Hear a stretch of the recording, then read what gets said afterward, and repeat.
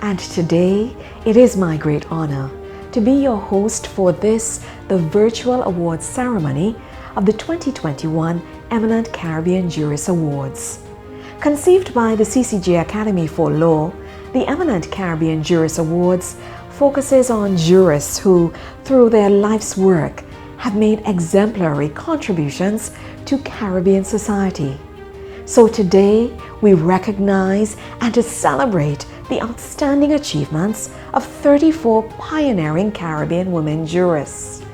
And what a better time to do so than on March 8th, 2022, International Women's Day.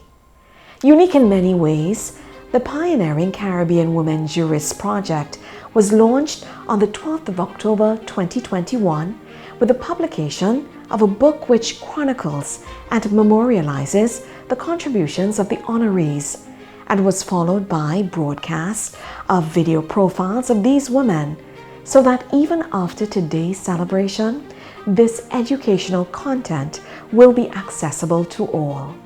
I now have the distinct pleasure to introduce the Honorable Mr. Justice Adrian Saunders, President of the Caribbean Court of Justice, as he welcomes us on this special occasion. Greetings. I am pleased to welcome you all in honor of 34 of our pioneering Caribbean women jurists. I commend the Academy, its chair, the Honorable Mr. Justice Winston Anderson, and the co-convener of this project, the Honorable Madam Justice Raj Notley, for their leadership of this important endeavor, which celebrates the achievements and contributions of these exceptional women. Heartfelt congratulations must be extended to all the honorees. As I do so, I also recognize the stellar contributions of the myriad other women and women jurists from the Caribbean and the diaspora who have all helped to shape the region and, by extension, the world. Their selfless endeavors, hard work, determination, and leadership have made a tremendous and positive impact and laid a worthy foundation upon which generations to come can and will build.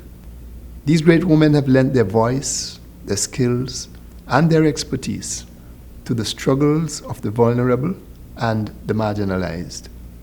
They have advocated for equality, good governance under the rule of law, and for a just society.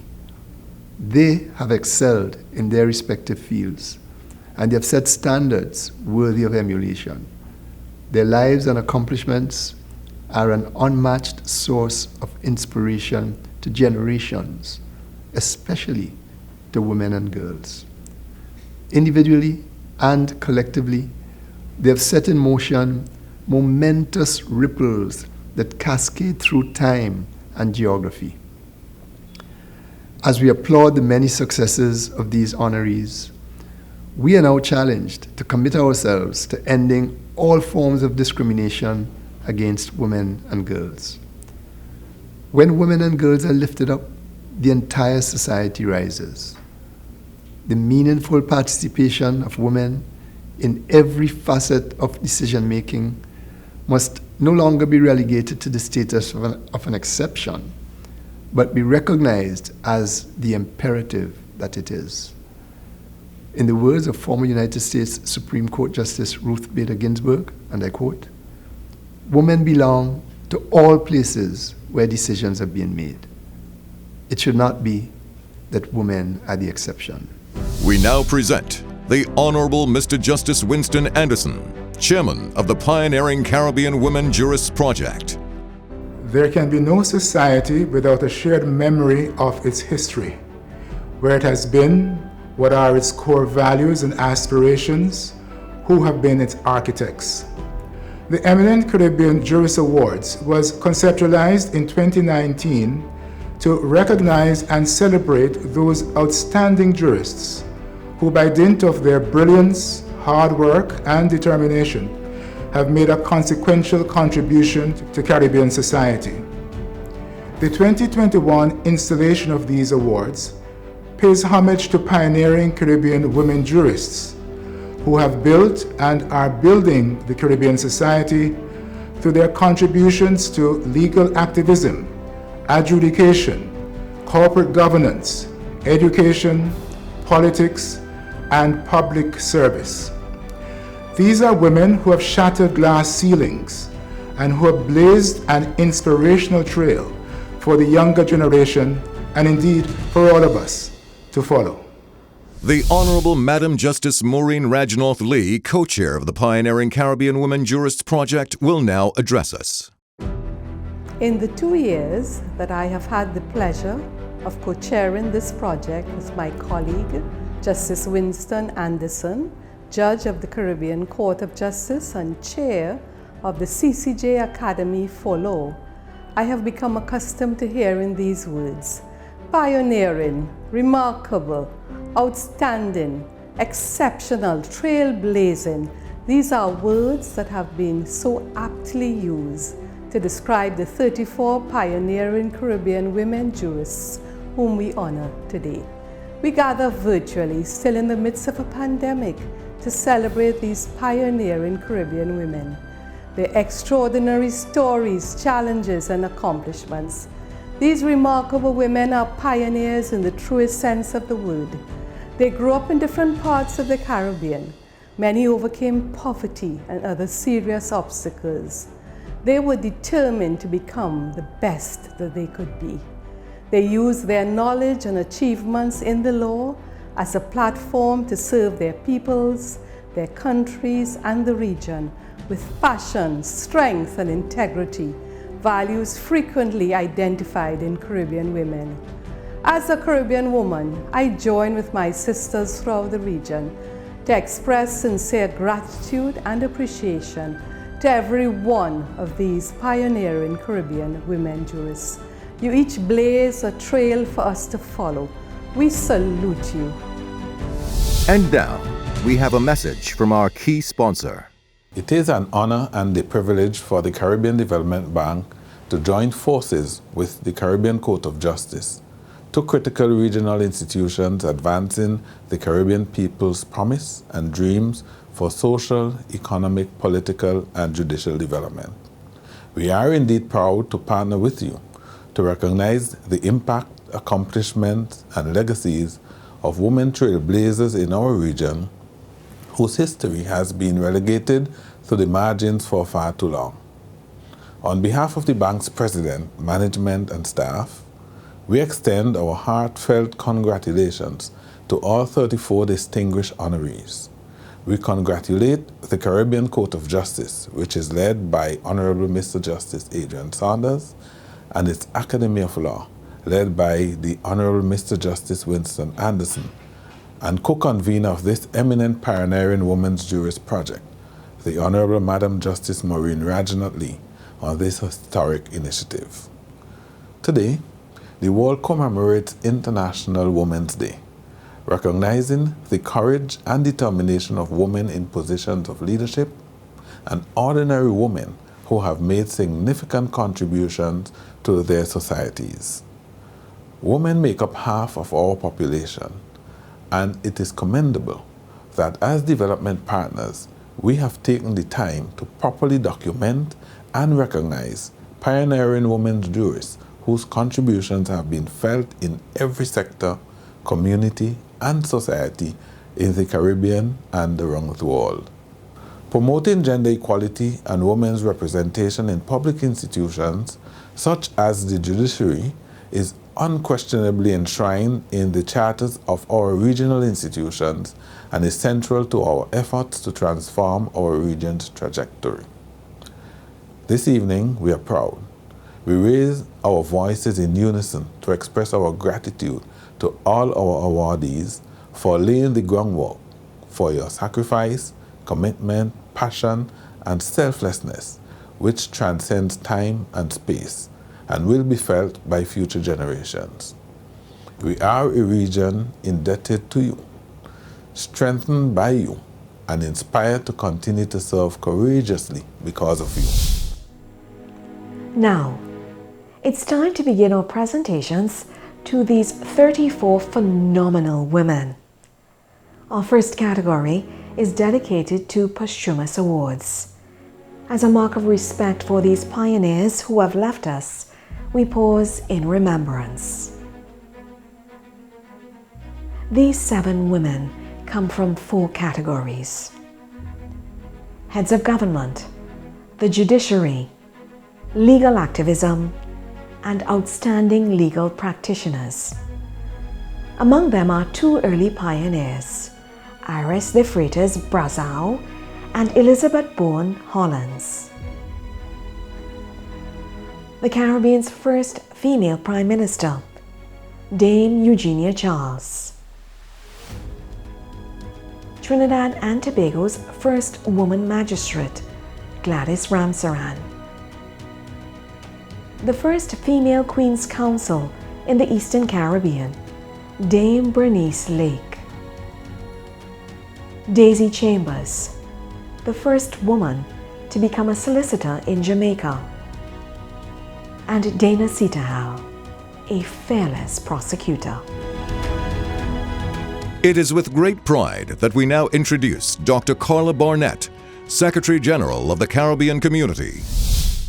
Her Excellency Paula Mae Weeks, President of the Republic of Trinidad and Tobago, Honorable Mia Moore Motley, Prime Minister of Barbados, Honorable Mr. Justice Adrian Saunders, President of the Caribbean Court of Justice, Honorable Mr. Justice Winston Anderson, Chairman of the Pioneering Caribbean Women Jurists Project and Judge of the Caribbean Court of Justice, other Honorable Justices of the Caribbean Court of Justice, Sir Hilary Beckles, Vice Chancellor, University of the West Indies, distinguished pioneers, and ladies and gentlemen. The recognition of those who have contributed to the development of the Caribbean ethos in any field is always an occasion for celebration. It is even more praiseworthy when that appreciation is accorded to those who have had to struggle against the status quo and entrenched views, as well as discrimination. This second volume in the Eminent Caribbean Jury series focuses on women jurists who, through their life's work, have made exemplary contributions to Caribbean society. It recognizes and celebrates the contribution of Caribbean women judges and other legal practitioners and offers examples for young lawyers to emulate and aspire to supersede. There can be no better examples for our young female lawyers to follow than this pantheon of pioneers. In these critical times in our region, it is good to tell the stories of those who came before. It is good to inspire young people to step forward and take risks that often come with working to make positive change in our region and in our world. The can-do philosophy and the attendant drive to succeed are the bedrock which propelled these icons to scale summits once thought unattainable. These are Caribbean women of whom we are all justly proud. Some of these women became lawyers at a time when it was still unusual. Indeed, sometimes worthy of a newspaper headline that a woman had actually entered the legal profession. By showcasing these exemplary women jurists, including the region's first female Prime Minister and first female Chief Justice, we must thank the Caribbean Court of Justice Academy for Law for its efforts to create a foundation for recognizing the work of individuals who make strong contributions to the development of Caribbean society and people through their accomplishments in the legal field. As the educational arm of the Caribbean Court of Justice, The Academy for Law has done exceedingly well in selecting these 34 women from across the Caribbean who are honored in this book. In addition to being eminent jurists, these are women who are or were also heads of state or government, law professors, corporate lawyers, judges, diplomats, and more. I commend Mr. Justice Anderson and his team and look forward to their next project. I thank you. Well, I was extremely touched and humbled, actually, because I have loved the law with my whole heart.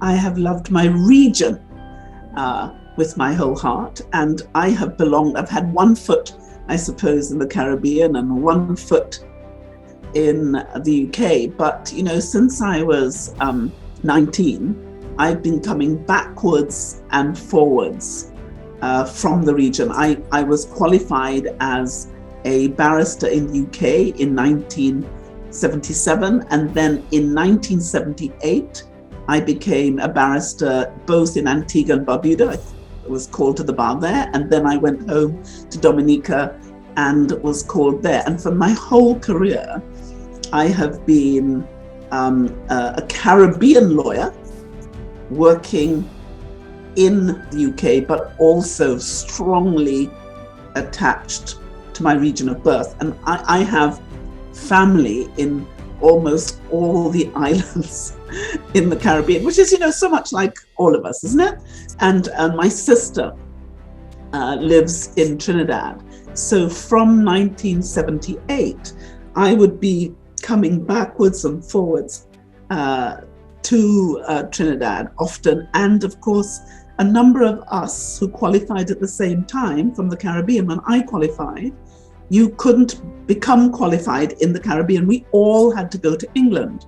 So we had friends throughout the region. So if I look at now some of the people who are judges, some of the people who are attorney generals, that we were the same bunch of young lawyers, Caribbean lawyers. So I think to be honored in this way by the profession I love and the region I come from, and therefore the people I love, it's a very, very special moment. And you'll know that when I became a barrister, I think it was something like either 93 or 97% of the bar was white Anglo-Saxon Protestant male, and about 0.01% was black female. Women, when in the 1970s, women at the bar were still seen as really unusual and strange.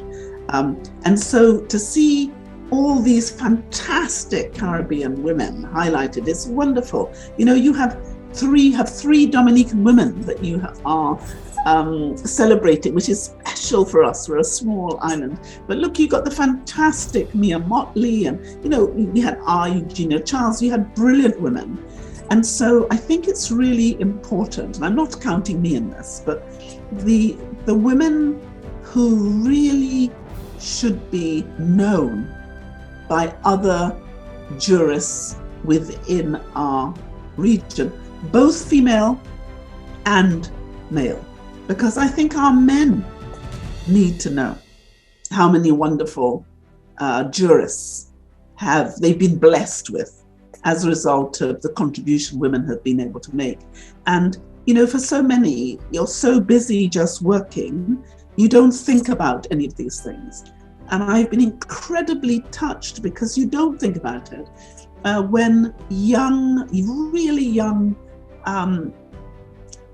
girls say, "Oh, I didn't realize you could do that.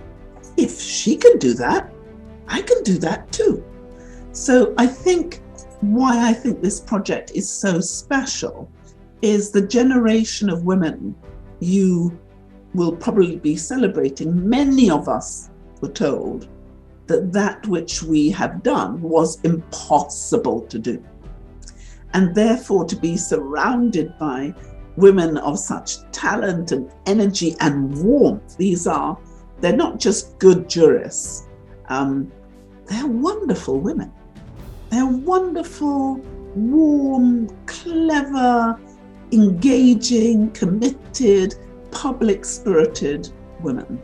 So to celebrate that, I think that's quite special. And I have to tell you, I was incredibly touched to be included in their number.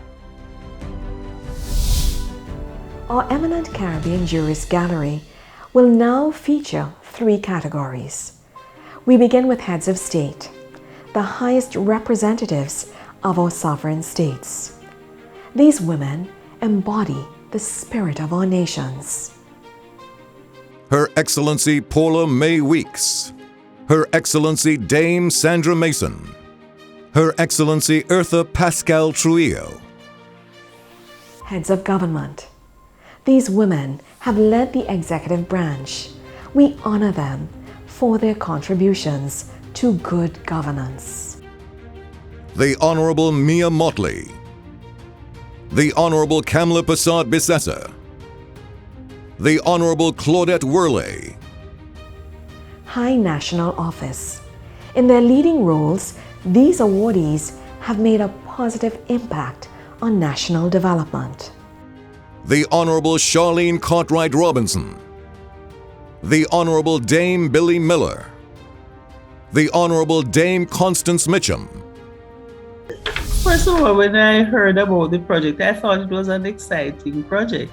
You know, I didn't give much thought to the question of whether I would have been selected, and so it was a great honor when I was told that I was one of the honorees, and I felt privileged and humbled, you know, to have been so considered. And, you know, it gave me a sense that some of the work that I had accomplished, you know, received recognition.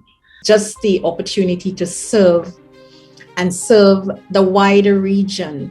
That to me is sort of the greatest honor that one can have. The judiciary. These honorees have been responsible for the interpretation and application of the law to guarantee legal certainty and to protect the rights and liberties of all. The Honorable Dame Anita Allen, the Honorable Madam Justice Desiree Bernard, the Honorable Madam Justice Ina Collymore Woodstock, Her Ladyship, the Chief Justice Dame Janice Pereira, the Honorable Madam Justice Cynthia Volston Montnor, the Honorable Madam Chief Justice Zayla McCalla. I think it is important for women to be recognized. There's no question about it. But I think the more important thing is for us as women to see ourselves not in a bucket of women, but to see ourselves in the context of the entire society, and to make sure that when we do excel, or if we are recognized, that we're recognized not because we're women, but because we have made a contribution to our society in whatever sphere that is worthy of recognition. So it's not so much about gender as it is about our ability to positively impact lives in whatever way we can. I really was honored. And you know, it's strange because I mean, people award me for different things and people, you know, but I felt like I was being awarded by my peers, by my profession, my brothers and sisters in the law. And that meant, that was significant for me. And it was the first time in, I think, anything that I've received in which I was touched by it. I really was. And I thought, you know, because we work in our lives and we do things and we follow our passion and our purpose. But to be recognized by those, because the law is in my soul, that's my sort of core. And to be recognized by your own people, by your own professional family, to me is just one of the greatest honors that I could ever have. International and regional. These women have distinguished themselves beyond borders, offering representation and setting standards worthy of emulation. The Right Honourable Patricia Scotland, Her Excellency Dr. Manorma Suknandand. Legal education and scholarship. Whether clarifying the law or suggesting pathways for the law to follow, these jurists have had a significant influence on the development of the law in our region. Professor Rosemary Bell Antoine, Norma Ford, Professor Velma Newton. Corporate world. In this sphere, our jurists have contributed not only to making businesses sustainable, but to helping them flourish. They are a testament to how the legal sector has wide-ranging economic impact. Sharon Christopher, Sandra Osborne, the distinguished Professor Sir Hilary Beckles, Vice-Chancellor of the University of the West Indies, will now offer congratulations on this momentous occasion. Our distinguished President of the Caribbean Court of Justice, Justice Saunders, his colleague jurist, distinguished Secretary General of CARICOM, Her Excellency Dr. Carla Barnett, distinguished heads of states and government officials, Her Excellency Paula May Weeks, all distinguished ladies and gentlemen. It was an historic moment indeed in 2019 when our beloved Caribbean Court of Justice launched the Eminent Caribbean Jurist Award project. It was an excellent example of the development of the architecture of institutional nation building. Even more commendable was when the court designated the 2022 award a tool to celebrate the pioneering Caribbean women jurists. As an historian, I'm aware that in our struggle for liberation, to distance ourselves from the colonial scaffold, that struggle was rooted largely in the courage, the commitment, the confidence, and the consciousness of our women. Colonialism, we know, imposed deeper pain and extracted greater value from our women. This made them, in turn, natural rebels, the title of one of my earlier books, in which I explored the search for justice, equity, equality, and dignity within the Caribbean community. These 34 awardees are all in their own right and in their own way natural rebels. They are all perfectly positioned to pursue the pedagogy and the principles of truth. I am proud that the UWI, a social justice institution, has played a critical role in the journey of our women justices. We in the University of the West Indies, we stand shoulder to shoulder with the Caribbean Court of Justice. We stand shoulder to shoulder with the legacy of our women jurists who have broken through to give judicial reflection upon this search for justice. Our women have taken up the baton in the pursuit of higher education, of professional advancement, and it is only right and natural that they should find themselves sitting in prominent positions within our judicial system. Congratulations to all of our jurists, to the Caribbean Court of Justice, to our distinguished president, and in particular, the 34 awardees of 2022. Well, when I first heard about it, I felt undeserving because, I never made a note of all the things that I had done and all the litigation, the public law litigation that I had done. So I said, what? But then when I had to helped prepare for the biography that was done. And I started to dig it up and I said, hell, there's a lot of stuff going on that went on, I should say. So after a while, I said, oh, okay, this is good. I appreciate it. And then I got thrilled. I said, this is really good. I am really pleased to get this award. I liked it because it encapsulates everything and it's wonderful. And I'm really happy about it. The Honorable Alex Boyd Knights. The Legislature. Our sole honoree in this category earned the title of Speaker Emerita after presiding over the House of Assembly in the Commonwealth of Dominica for a monumental 20 years. Public service. Jurists provide services in the public interest to advance safe, fair and just societies. One of our honorees dedicated her professional life to working in the public sector, while another used her legal expertise to practice law in the spirit of public service. The Honorable Dame Justice Monica Joseph. Her Excellency Lois Michelle Young. Legal activism. Aptly described as a legal reformer par excellence, our second awardee in this category, like so many of our honorees tonight, entered the legal profession when women were few in number.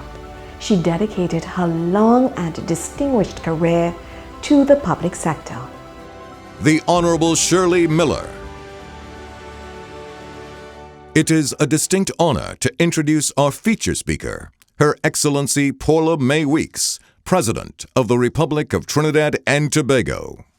The Honorable Mr. Justice Adrian Saunders, President of the Caribbean Court of Justice.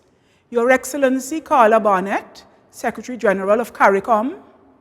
The Honorable Justices Winston Anderson and Maureen Rajnorth Lee, co-chairs of the Pioneering Caribbean Women Jurists Project and judges of the CCJ.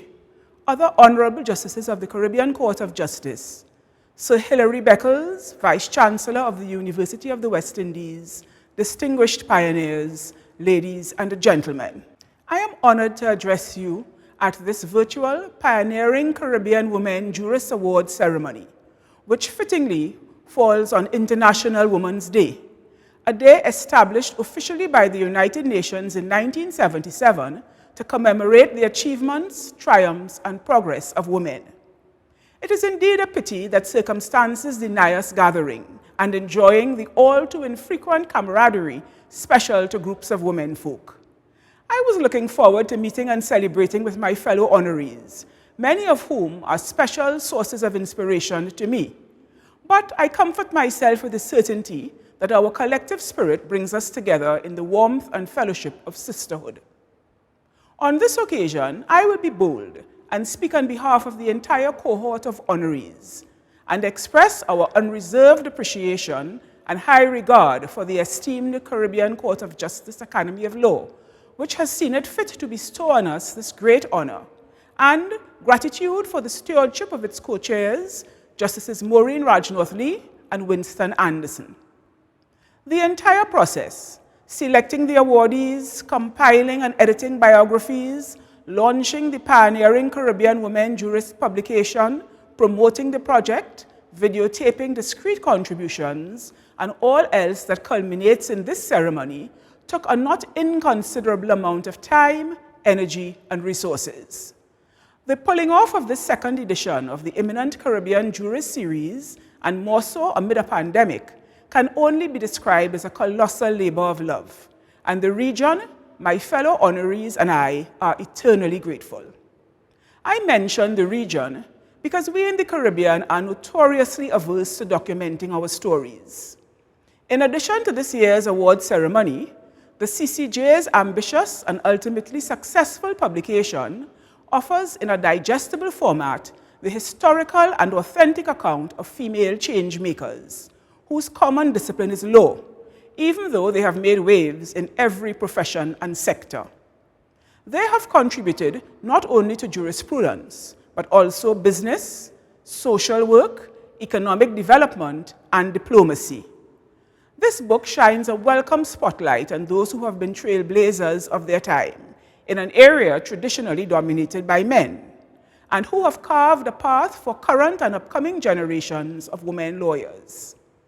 In recognizing and rewarding their contributions, the CCJ highlights the representation of the fairer sex in our judicial and legal systems, and encourages and promotes gender equality. On this International Women's Day, no stronger and clearer signal could be sent than celebrating the achievements of the female jurists of the region being acknowledged today. To say that I'm fascinated and awed by their life stories is an understatement.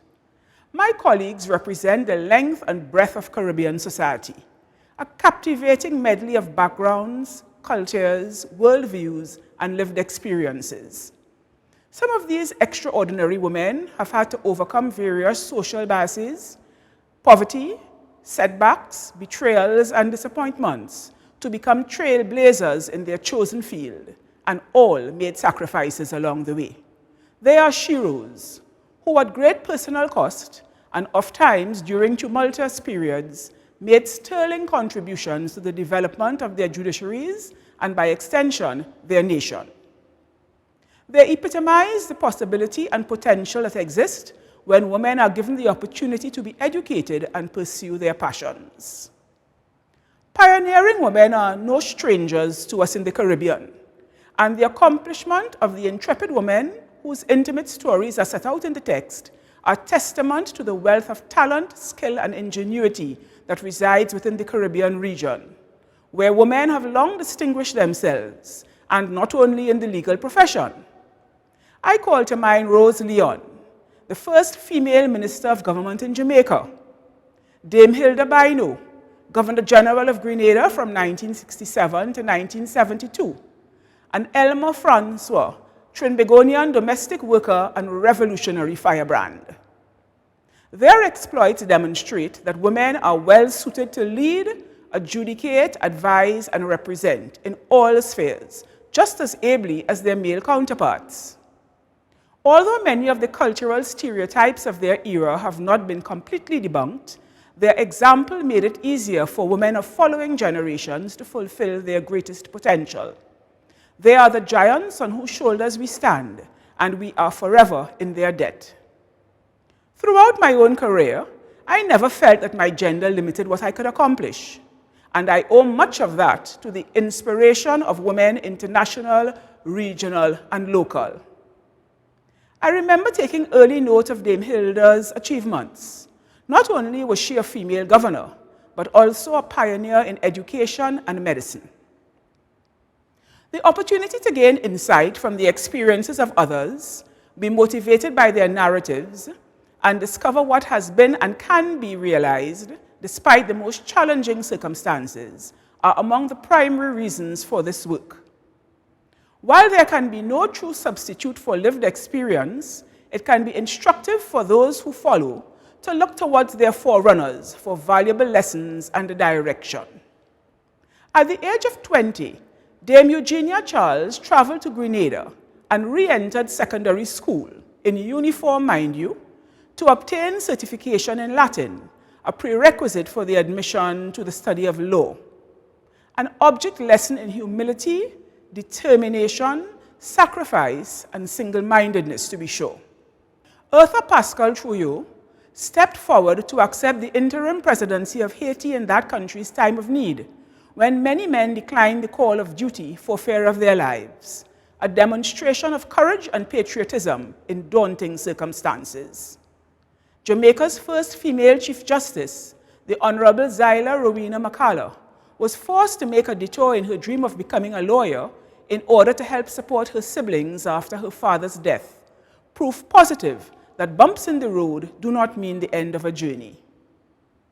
These women came from a wide range of social contexts, traditions, and family structures, but the common thread weaving their stories together is that of tenacity, resolve, and an unswerving pursuit of their goals. Readers of these biographies will come away with more than just a chronological account of their lives. They will harvest a nuanced perspective of what contributed to their achievements, success, and triumphs, and how these were arrived at despite setbacks and challenges. The deep dive into the experiences and careers of these very different women will resonate with many, whether at the beginning, mid-course, or close to the end of their life's work. Some will be emboldened to stay the course despite seemingly insurmountable difficulties and challenges. Others will expand their vision for themselves in the professional arena. And there will be those who simply feel an immense sense of pride in the feats that they and their sisters have been able to accomplish over the years. True progress must be capable of measurement, and the Pioneering Caribbean Women Jurists book is a fair yardstick of how far we have come in doing away with biases and cultural norms which hinder gender equality in the judicial and legal field, as well as informing the work that still needs to be done. I believe that these awards and the associated publication serve to advance the progress of women in the region. I am humbled and proud to have been included in such an endeavor, and once more thank the CCJ Academy for Law and congratulate my fellow honorees for their remarkable achievements and lives well lived. I thank you. So I think it's been a real blessing to be able to have this profession, and I am eternally grateful to everyone who taught me, but I'm also eternally grateful to all my sisters who are participating in this because they have contributed to the patina of the legal profession, not just in the region, but globally. And I'm extraordinarily proud of my region, really proud. As we come to the end of this virtual awards ceremony for our Pioneering Caribbean Women Jurists, we hope that you enjoyed sharing this auspicious occasion with these trailblazers. Indeed, we thank each of them for their graciousness and generosity in accepting their award and facilitating the publication of the book of biographical essays and the production of video profiles, which have now become part of the historical records in the Caribbean. Of course, the scope of this undertaking required the support of a considerable number of persons throughout the region. Distinguished persons from diverse backgrounds wholeheartedly gave their time and expertise to make this a reality. And for this, the CCJ Academy for Law is sincerely grateful. Most importantly, at a time when we could not gather in person.